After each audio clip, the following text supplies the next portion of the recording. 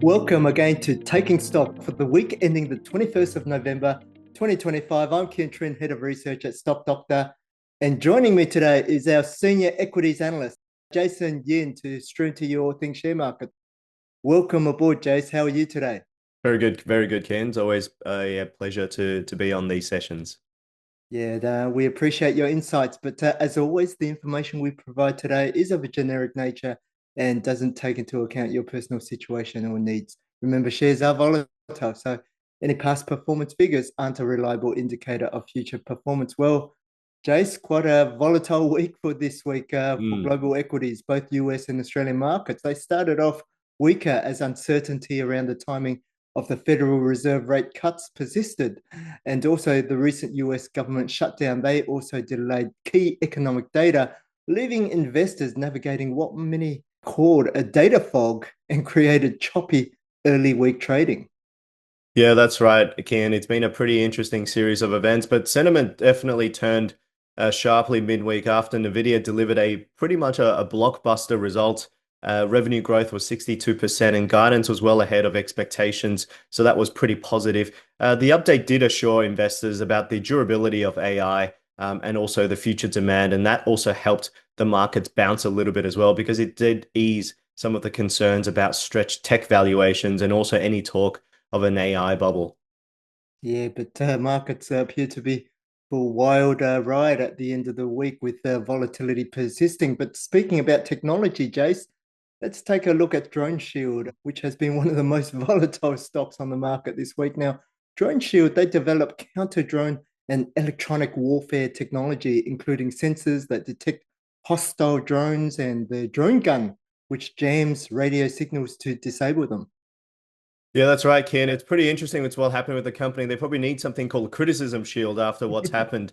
The interesting part is that the company's financial health is in marginal status. So, and that's been driven by a lot of the poor operating cash flows and also the weak earnings retentions within the balance sheet. And that has meant that profitability isn't well supported by underlying cash generation, which did contribute to a little bit of that earnings quality. But it's been pretty interesting with what's been playing out in the news, Ken.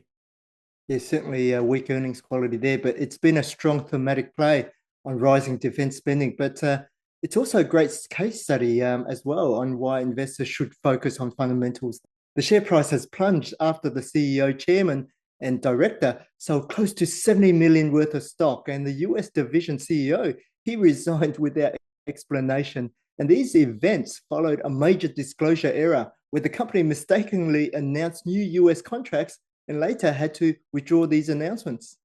Yeah, it's actually quite concerning with what's happened, Kian. There's obviously a bunch of concerns around governance and also internal oversight as well, especially around those material share sales that the market wasn't really prepared for and also management wasn't quite transparent about. Short interest on the stock has climbed to 6%, and this indicates that a lot of sophisticated investors and potentially hedge funds are also betting against the stock. Yeah, that negative sentiment has also been compounded by growing questions around the technology itself. Now, Mm. defense experts note that drone shields jamming systems are becoming less effective in modern battlefields like Ukraine, where drones are increasingly operated through fiber optic tethers that can't be jammed. Yeah, that's an interesting pivot in that technology front. But to the company's credit, they do continue to sign contracts, if we can believe those contracts, and is investing heavily into R&D to keep pace with the fast changing technology that we see in this area. But with limited analyst coverage, there's obviously a lack of visibility around its outlook. So it's something that you've got to be careful about. Yeah, definitely. So, despite the compelling defense narrative, the combination of weak financials, government concerns, limited analyst coverage, and rising short position, that means Drone Shield remains a high risk speculative stock that should be avoided Hmm. until its fundamentals improve. But moving from drones now to agriculture, Ridley Corporation, a major Australian supplier of stock feed, pet nutrition, and recently now fertilizers. It's a steady business supplying essential products, but its share price dipped following its AGM update. Yeah, the update was rather mixed. I mean, the bulk stock feed division is recovering pretty well after an earlier avian flu disruption. Seasonal conditions have also increased demand for supplementary feed, which has been positive, and this has helped drive volumes and also supported margins in that division as well. Yeah, those margins are still pretty low, hey, Jace. But investors are focusing on the softer parts of the update, though. The Mm. packaged and ingredients division, it is facing margin pressure because global protein meal prices have fallen. Now, Ridley also has short-term supply issues in sheep-based ingredients, which are also dragged down on their performance. The new fertilizer business is still in its early integration and is tracking in line with expectations. Nothing too concerning here, but it is a pretty small contribution to the overall group. Yeah, but over time, that's going to make a bigger contribution and diversify its earnings base. But despite the mixed picture, Ridley still expects earnings growth in financial year 26. Return on equity is expected to lift to around 13%, and that's driven mainly by the recovery in bulk feed volumes. Now, the stock trades on a gross dividend yield of around 5.7% and at a discount to fair value, which this could appeal to long-term investors looking for stable essential services exposure here. Yeah, so pretty solid company all around, Kien. Looking into the week ahead, quite a few AGMs are expected to be announced from our star stock list, so keep a close eye on this. And also look out for the half-year results from Fisher and Paykel. The stock's been under a little bit of pressure from some of the US tariff headwinds.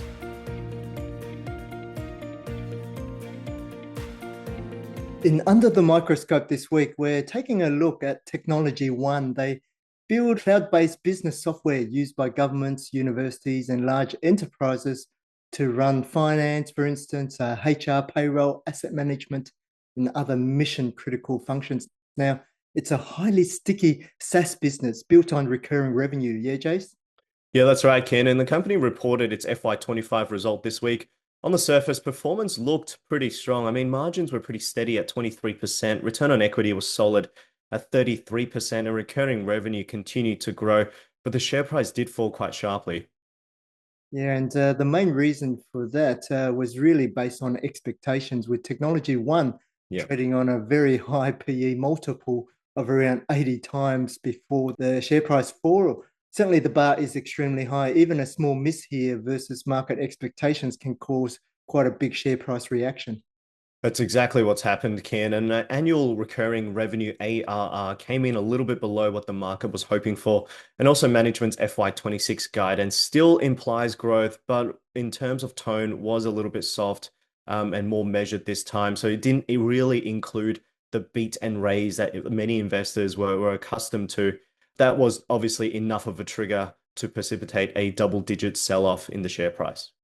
Yeah, very interesting there, Jason. Yet the long-term story remains quite intact. Management did reaffirm its ambition to reach 1 billion in annual recurring revenue by financial year 30. Now, interestingly though, consensus still expects this milestone to be reached a year earlier in financial year 29. So showing that there is still quite a lot of confidence in the long-term outlook here. Yeah, and this is the interesting part, King, because the growth runway does look pretty strong and pretty solid from here. In terms of some of the growth levers, we see three from around this point in time. The first one is obviously the expansion into the UK market. This is still pretty early stage, but the UK public sector is structurally underpenetrated and represents the next meaningful geography for the company. Second, we forecast the company to take more wallet share from existing customers.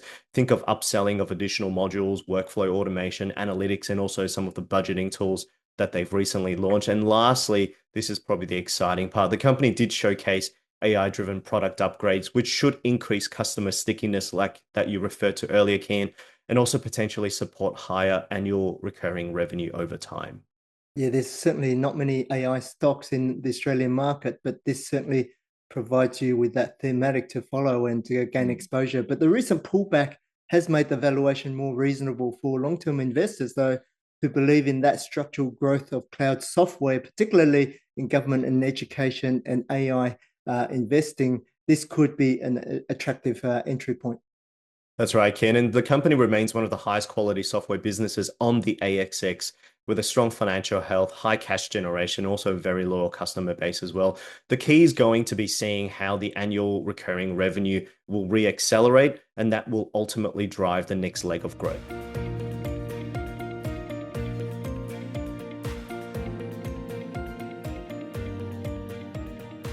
So, with the market now going through a correction, a question that is often asked among our members is, are there any attractive star stock opportunities at the moment? This is always a really good question, Ken, and it's probably the best way to look for star stock opportunities, which is to refer to your watch lists or our watch lists for that matter. Here you can select the predefined star growth or star income stock lists. And from there, you can sort the stocks on total return metrics such as 6 months, 12 months, or even a monthly price change, and then refer to the 3-month earnings revisions field, which ensures that the earnings trend has been stable and there is a clear divergence between price and also fundamentals. Yeah, and from a growth perspective, there are some attractive opportunities here. They include property classified business, REA Group, commercial vehicles parts company, supply network, computer share. We've also got medical imaging software leader, Promedicus, wealth platform operator, NetWealth.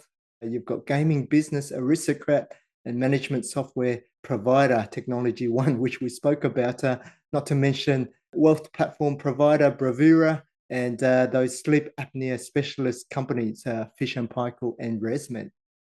Yeah, so there's a pretty good selection of growth stocks within that universe. From an income perspective, opportunities do still exist. And we recently had a chat to Jumbo Interactive CEO Mike Viverka. So we see them as a little bit of an opportunity. Other than Jumbo Interactive, we also see medical imaging specialist Integral Diagnostics. We have Bendigo Bank, Arena REIT, and also insurance broking network Steadfast Group in this group as well. Yeah, those stocks certainly have come down, but as always, read our commentary. Many of these stocks do have risks that need to be understood. For example, Steadfast, they trade at a discount to fair value due to some governance issues currently surrounding its CEO, combined with some slower than expected insurance premium growth. But that's all we have time for today, Jace. Time certainly is flying, but thanks for your insights again. Pleasure to be here as always, Kien. And also just a reminder that as part of the Prime Financial Group, we do offer a wide range of services, including wealth management, self-managed super fund administration and accounting, as well as access to alternatives and property investment opportunities to help diversify your equity portfolio. So you can explore all these in the Prime section of Stock Doctor. And if you have any family or friends who might benefit from Stock Doctor, please feel free to share us with them. We continue to grow through our members and we generally appreciate your ongoing support. Until next time, have a happy, healthy, and prosperous week ahead.